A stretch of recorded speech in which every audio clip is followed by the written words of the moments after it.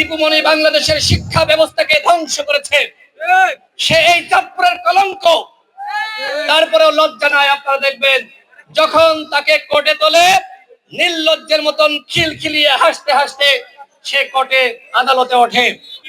এই যে গণ অভ্যুত্থান, এই গণ অভ্যুত্থানে আপনারা চাঁদপুরবাসী আপনারা অগ্রগণ্য ভূমিকা রেখেছেন।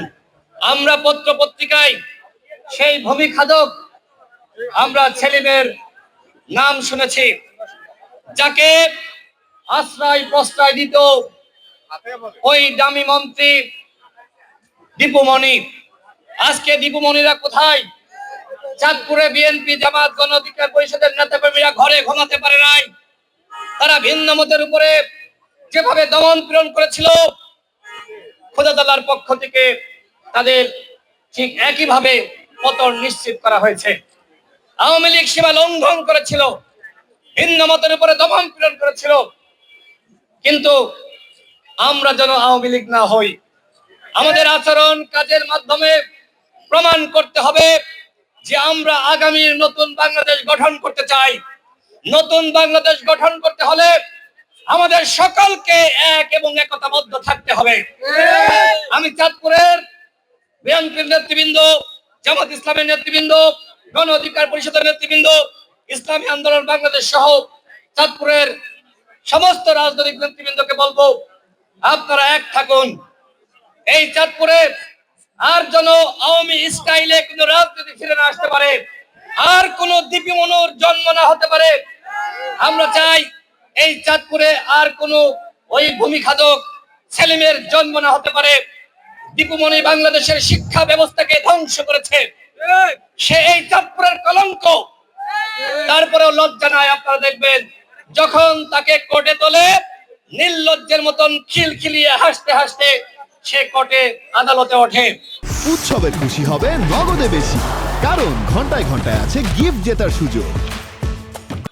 এই চাঁদপুরে আর কোন দীপুমণির জন্ম হতে দেওয়া যাবে না। বন্ধুগণ, সময় সংক্ষিপ্ত, যে কারণে আমি শেষ করব। আমরা যে নতুন বাংলাদেশের স্বপ্ন দেখছি, এই নতুন বাংলাদেশ গড়তে হলে আমাদের জাতীয় ঐক্য এবং সংহতির কোনো বিকল্প নাই। আজকে আমরা লক্ষ্য করছি যে বিভিন্ন জায়গায় বিভাজন, আজকে আইন শৃঙ্খলা পরিস্থিতির অবনতি।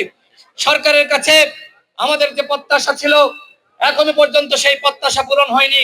আমরা সরকারকে বলবো, আমরা প্রত্যেকটা দল আপনাদের সহযোগিতা করতে চাই।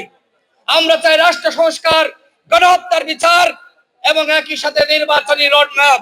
আমরা যেটি বলেছি, আগামী ডিসেম্বরের মধ্যে ইলেকশন দিতে হবে। ইলেকশন নিয়ে যদি তাল বাহানা করা হয়, বাংলাদেশের মানুষ কিন্তু মানবে না। সর্বশেষ বলবো, আজকে সেনাবাহিনীকে জনগণের মুখোমুখি দাঁড় করানোর চক্রান্ত করা হচ্ছে।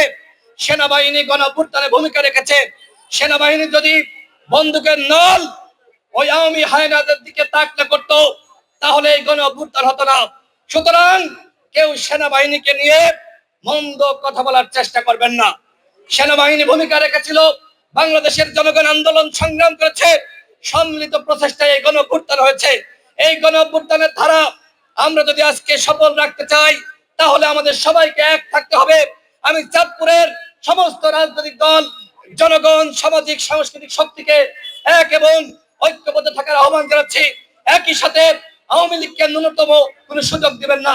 আওয়ামী লীগ হায়নার দল, তারা যদি আবার সুযোগ পায়, তাহলে ওই দীপুমণি এবং সেলিম হয়ে কিন্তু ফিরে আসবে। সুতরাং আওয়ামী লীগের ব্যাপারে আমাদের জিরো টলারেন্স। আমরা জাতীয় পর্যায় থেকে বলেছি, আওয়ামী লীগকে অবশ্যই নিষিদ্ধ করতে হবে। আওয়ামী লীগকে কোনোভাবে ছাড় দেওয়া যাবে না। আওয়ামী লীগকে নিষিদ্ধ করার ব্যাপারে আমাদের জাতীয় ঐক্যমত দরকার, এবং সেই ব্যাপারে আশা করি আপনারা একমত আছেন।